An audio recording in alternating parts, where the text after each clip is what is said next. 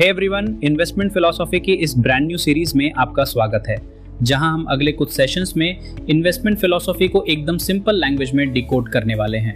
आज हमारा पहला सेशन है। जब भी हम इन्वेस्टिंग की बात करते हैं तो सबसे पहले दिमाग में आता है कि कौन सा स्टॉक खरीदना चाहिए या लो पीई वाले स्टॉक्स ले लूं क्या।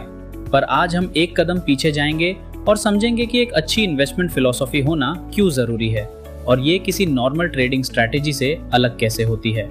तो चलो शुरू करते हैं। सबसे बड़ा कंफ्यूजन ये होता है कि लोग स्ट्रैटेजी को ही फिलॉसफी समझ लेते हैं। देखो, लो पीई स्टॉक्स खरीदना एक स्ट्रैटेजी है। ये एक तरीका है जिससे आपको लगता है कि आप पैसे कमा लोगे, लेकिन एक इन्वेस्टमेंट फिलॉसफी इससे बहुत बड़ी चीज होती है। फिलॉसफी का मतलब है आपका मार्केट को देखने का नजरिया।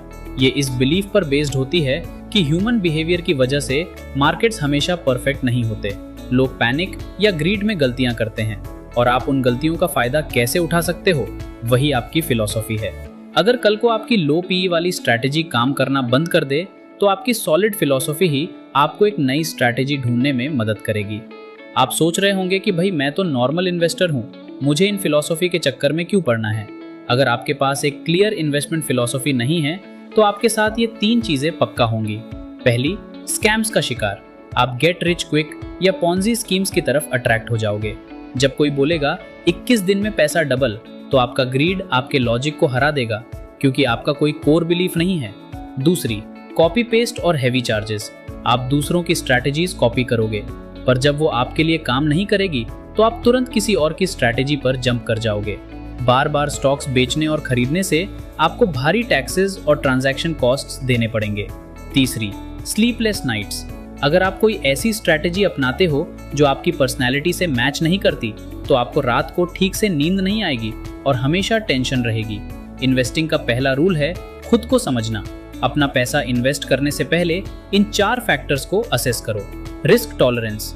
क्या आप रिस्क लेने से डरते हो या आराम से ले सकते हो? बिना रिस्क के हाई रिटर्न नहीं मिलता। Time horizon. आपकी उम्र, सेहत और फैमिली नीड्स आपके टाइम होराइजन को छोटा कर सकती हैं। Tax status. आपका टैक्स ब्रैकेट क्या है, क्योंकि अंत में वही पैसा बचेगा जो टैक्स कटने के बाद आएगा। Portfolio size.